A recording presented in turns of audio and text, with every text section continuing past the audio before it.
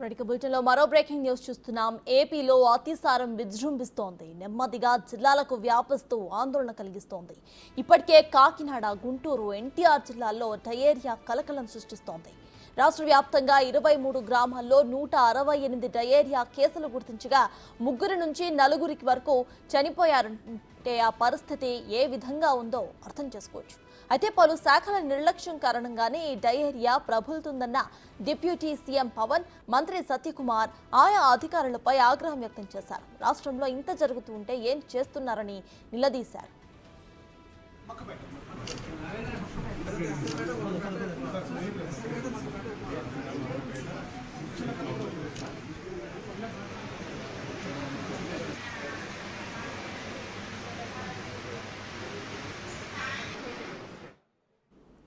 పదిహేనవ ఆర్థిక సంఘం నిధుల మళ్లింపు వల్లే డయేరియా ప్రబలుతోందని మంత్రులు ఆరోపిస్తున్నారు. 15వ ఆర్థిక సంఘం నిధులు ఎందుకు మళ్లించారంటూ అధికారులపై పవన్, సత్యకుమార్ మండిపడ్డారు. రాష్ట్ర వ్యాప్తంగా 30,000కు పైగా నీటి నమూనాలను ప్రభుత్వం సేకరించింది.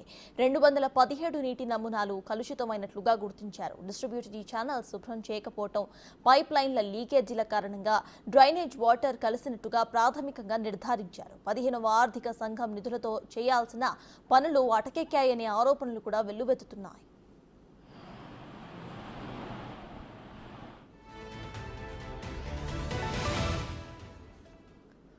ఏపీలో డయేరియా ప్రబలుతోంది. ఇదే విషయంపై పూర్తి డీటెయిల్స్ మా ప్రతినిధి మల్లికార్జున్ అందిస్తారు. మల్లికార్జున్, చెప్పండి. ఇటు డయేరియా అయితే ఒకరి నుంచి ఇంకొకరికి వ్యాపిస్తున్నట్టు మనకు తెలుస్తోంది. సో దానికి తగ్గట్టు చర్యలు ఏ విధంగా తీసుకుంటున్నారు? ప్రెసెంట్ అప్డేట్స్ ఏంటి? డయేరియాకి సంబంధించి రాష్ట్ర వ్యాప్తంగా కూడా గుంటూరు, ఇటు ఎన్టీఆర్ జిల్లా, అలాగే కాకినాడ, ఈ 3 జిల్లాల్లో కూడా ప్రబలుతున్నట్టు కూడా అధికారుల యంత్రాంగం గుర్తించిన పరిస్థితి కూడా కనిపిస్తూ ఉంది.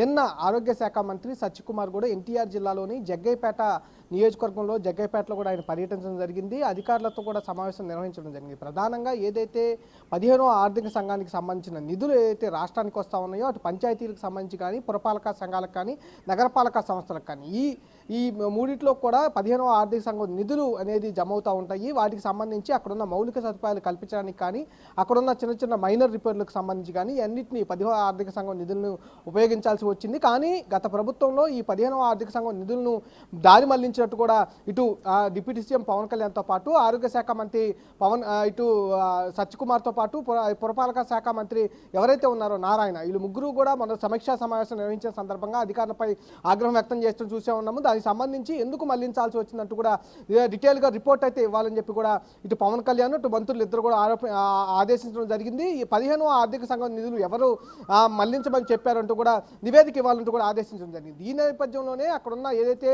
సంబంధించి మౌలిక సదుపాయాలు కల్పించడం కోసం కావాల్సిన నిధులను మళ్లించడం ద్వారానే ఆ పనులు అటకెక్కిన పరిస్థితి కూడా కనిపించా ఉంది.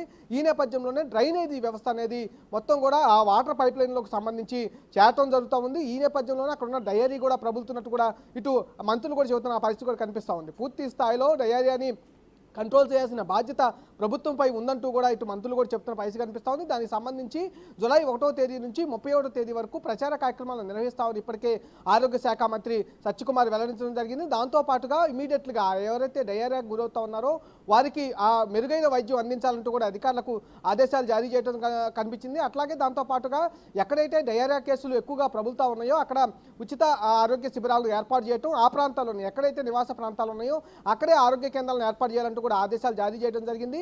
దాంతోపాటు 3 జిల్లాలతో పాటుగా మరికొన్ని జిల్లాల్లో కూడా ప్రబలే అవకాశం ఉంది. కాబట్టి ఎందుకంటే వర్షాకాల ప్రభావం ఎక్కువగా వస్తున్న నేపథ్యంలో కంపల్సరీగా ఈ డయేరియా అనేది ఇంకా విస్తరించే అవకాశం ఉన్న నేపథ్యంలో పూర్తి స్థాయిగా దిద్దుబాటు చర్యలు ఇప్పుడే తీసుకోవాలంటూ కూడా అధికారులకు ఆదేశించడం జరిగింది. ఎవరైతే ఈ నిధులకు సంబంధించి వాటిపై నివేదిక రాగానే వాటిపై చర్యలు తీసుకుంటామంటూ కూడా చూతున్న పరిస్థితి కూడా కనిపిస్తూ ఉంది. దాంతోపాటుగా ఇటు డయేరియాకి సంబంధించి పూర్తిగా ప్రభుత్వం బాధ్యత వహిస్తున్నట్టు కూడా మంత్రులు చూతున్న పరిస్థితి కనిపిస్తూ ఉంది. సతాజ్, అయితే మల్లికార్జున్, చూస్తే ప్రధానంగా 15వ ఆర్థిక సంఘం నిధుల మళ్లింపు వల్లే ఈ డయేరియా ప్రబలుతోందంటూ కూడా మనకు తెలుస్తోంది. అయితే బెడ్స్ ను ఇంక్రీజ్ చేయడం కానివ్వండి, లేకపోతే ఆరోగ్య శాఖ ఎటువంటి చర్యలు తీసుకుంటోంది?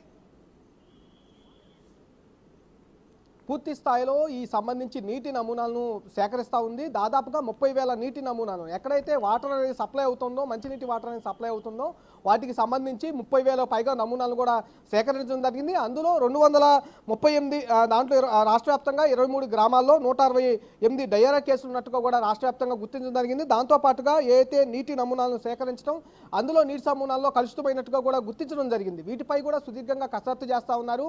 ఎక్కడ కలుషితమైన అనేది గుర్తిస్తూ ఉన్నారు. వాటి మొత్తాన్ని కూడా రీప్లేస్మెంట్ చేసే కార్యక్రమం చేస్తూ ఉన్నారు. అక్కడ ఏదైతే ట్యాంకర్ల ద్వారా నీటిని అందించాలని కూడా భావిస్తూ ఉన్నారు. వాటికి ఇప్పటికే అందిస్తున్న పరిస్థితి కూడా కనిపిస్తూ ఉంది. ప్రధానంగా ప్రచార కార్యక్రమాలతో పాటు అవగాహన కార్యక్రమాలు నిర్వహిస్తూ ఉన్నారు. అంతేకాకుండా కాచి చల్లార్చిన నీటినే తాగండి, వేరే నీటిని తాగొద్దంటూ కూడా ఇటు ప్రభుత్వ యంత్రాంగం చూస్తూ ఉంది. అంతేకాకుండా హాస్పిటల్కి సంబంధించి ప్రత్యేక క్యాంపుల్ని అక్కడున్న డయేరియాకి సంబంధించిన ఏదైతే ప్రాంతాలు ఉన్నాయో ఆ ప్రాంతాల్లో ప్రత్యేక క్యాంపుల్ని ఏర్పాటు చేస్తూ ఉన్నారు. హాస్పిటల్స్లో బెడ్స్ను ఇంక్రీజ్ చేస్తూ ఉన్నారు. ప్రత్యేకంగా ఒక వార్డ్స్ను కేటాయించే పరిస్థితి కనిపిస్తూ ఉంది. కీలకంగా కూడా డయేరియాకి సంబంధించి పూర్తి స్థాయిలో ప్రభుత్వం సిద్ధంగా ఉంది. ఎక్కడైతే డయేరియా కేసులు ఉన్నాయో వారిపైన పూర్తి శ్రద్ధను తీసుకొని వారు క్యూర్ అయిన తర్వాతే హాస్పిటల్ నుంచి ఇంటికి పంపిస్తామంటూ కూడా ఇటు ఆరోగ్య శాఖ మంత్రి చెబుతున్న పరిస్థితి కూడా కనిపిస్తూ ఉంది. ఎక్కడ ఏదనేది డయేరియాకి సంబంధించి పూర్తి బాధ్యత ప్రభుత్వమే వహిస్తుంది. ప్రాధాన్యత క్రమంగా అనేది తీసుకుంటా ఉన్నామని కూడా చెప్తున్న పరిస్థితి కూడా ఉంది. ఎక్కడైతే ఎక్కువగా డయేరియా కేసులు ఉంటా ఉన్నాయో ఆ ప్రాంతాల్లో మటుకి క్లియర్గా ఏ డయేరియా కేసులు తగ్గిన తర్వాతనే వాళ్ళ ఇంటికి పంపించి వాళ్ళ ఇంటి క్షేమాలను కూడా తెలుసుకుంటా ఉన్నామని కూడా చెప్తా ఉన్నారు.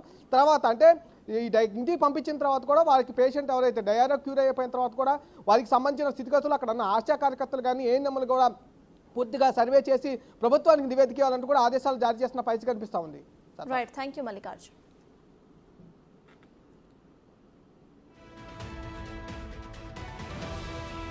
చిన్న